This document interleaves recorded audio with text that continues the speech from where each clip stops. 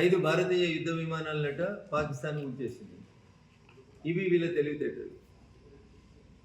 Defence minister, రక్షణ శాఖ మంత్రి గౌరవనీయులు రాజ్నాథ్ సింగ్ గారు మీడియాను సంయమనం పాటించమని, తప్పుడు వార్తలు రాయొద్దని, దేశ సమగ్రతకి దేశ సమైక్యతకి భంగం వాటిల్లేటువంటి ఏ వార్తలు కూడా తొందరపడి రాయకూడదని చెప్తే మధ్యాహ్నమే వీళ్ళకి ఏదో కొంపలంటుకుపోయినట్టు పాకిస్తాన్ భారతదేశం విమానాలని 5ంటిని ఊల్చేసిందని సంకల్ గుద్దుకొని ఈ సంబరాలు జరుపుకునేటువంటి ఈ నీచ సంస్కృతికి ప్రింటర్ అండ్ పబ్లిషర్ ఎవరంటే దీవకొండ దామోదర్ రావు అని ఒక రాజ్యసభ సభ్యుడు.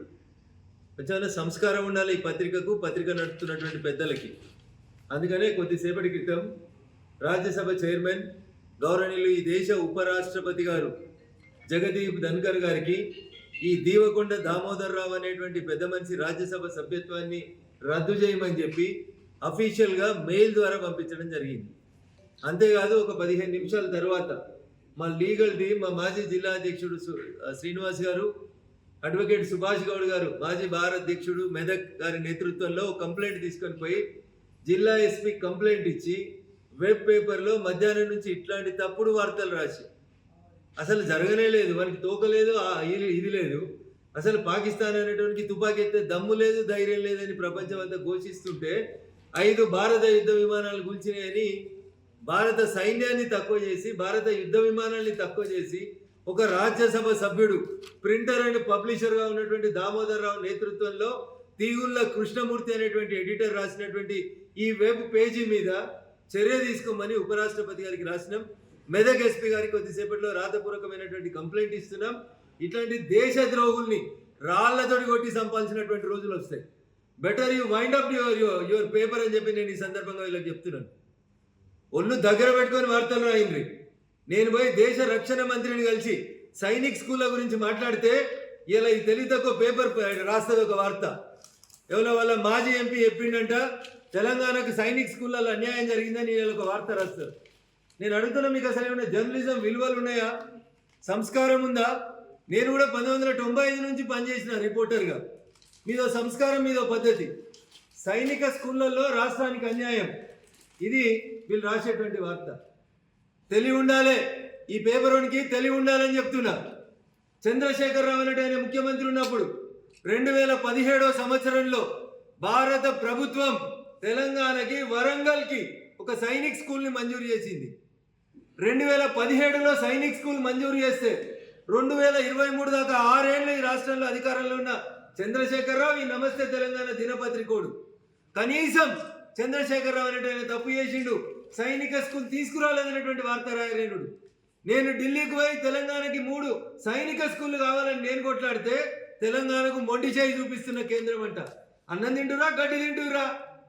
ఈ కరపత్రికను, ఇది దినపత్రిక కాదు, ఇది బీఆర్ఎస్ కరపత్రిక. దేశంలో యుద్ధం జరిగితే యుద్ధానికి సంబంధించినటువంటి వార్తల్ని కనీసం రాయకుండా వీడికి నచ్చిన టీఆర్ఎస్ వార్తల్ని రాస్తున్నటువంటి ఈ పత్రిక లైసెన్స్ని రద్దు చేయమని ప్రెస్ కౌన్సిల్ ఆఫ్ ఇండియాకి మేము కంప్లైంట్ చేస్తా ఉన్నాం. ఇంత దుర్మార్గం, వార్తని వార్తగా రాయాలని సంస్కారం లేనటువంటి పత్రికలు ఏ పత్రికలైనా సరే తమ పద్ధతి మార్చుకోవాలి. బరాబరి ఈ దేశ హితం కోసం జరుగుతున్నటువంటి కార్యక్రమాల్ని మీకు రాయడానికి మనసొప్పకపోతే మీరు మీ పేపర్లను బంద్ చేసుకోండి. అన్నిట్లలో తప్పుడు వార్తలే. రఘునందన్ రావు డిఫెన్స్ మినిస్టర్ని కలిసి సైనిక్ స్కూళ్ళు 3 కావాలని చెప్పిండు. వార్త ఎందుకు రాయవు? ఉత్తమ్ కుమార్ రెడ్డి గారు 2021లో నల్గొండ ఎంపీగా పిసిసి అధ్యక్షుని హోదాలో లోక్సభలో అడిగిండు, మాకు సైనిక్ స్కూల్ ఎందుకు ఇస్తలేరని. ఆ రోజు ఉన్నటువంటి రక్షణ శాఖ సహాయ మంత్రి, if I'm not wrong, Mansukh Mandaviya గారు అనుకుంటా, వారు సమాధానం ఇచ్చిన లోక్సభలో 2017లో తెలంగాణకి సైనిక్ స్కూల్ని భారత ప్రభుత్వం మంజూరు చేసింది, మీరు స్థలం ఇవ్వండి వరంగల్ లోపలని రాసిండ్రు. I have the records. అప్పుడు కరీంనగర్ ఎంపీగా ఉన్నటువంటి వినోద్ గారు ఇలా ప్రెస్ మీట్ పెట్టిండ్రు అని చెప్తారు. మరి 2017లో ఎవరు ఎంపీ గారు? వినోద్ గారు. ఎందుకు సైనిక్ స్కూల్ని తీసుకురావడంలో మీరు ఎందుకు విఫలమైనరు?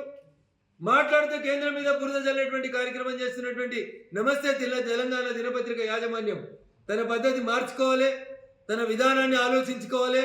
లేకపోతే press council of India, police, రేపు ఉపరాష్ట్రపతి ధనకర్ గారిని అవసరమైతే ప్రత్యేకంగా వెళ్ళి కలిసైనా ప్రింటర్ అండ్ పబ్లిషర్గా ఉన్నటువంటి రాజ్యసభ సభ్యుడు దీవకొండ దామోదర్ రావు గారి మీద చట్ట ప్రకారం అన్ని చర్యలు తీసుకుంటామని చెప్పి ఈ సందర్భంగా తెలియజేస్తా ఉన్నాం. సోషల్ మీడియా వల్ల వచ్చే వార్తల్ని దయచేసి క్యారీ చేయొద్దని రక్షణ శాఖ మంత్రి గారు స్వయాన్ని అప్పీల్ చేసింది. మీరు ఏదైనా వార్త రాసేదంటే కంపల్సరీ క్రాస్ చెక్ చేసుకోండి. భారతదేశ సమగ్రతకి, భారతదేశ సమైక్యతకి భంగం వాటిల్లేలాగా ఏ వార్త ప్రచురించబడినా ప్రతి వార్తని దేశ రక్షణ శాఖ స్క్రూటినీ చేస్తుంది. తర్వాత జరిగేటువంటి కారణాలకి మీరే బాధ్యత వహించాల్సి ఉంటుందని చెప్పి కూడా ఈ సందర్భంగా చాలా స్పష్టంగా తెలియజేయదలుచు.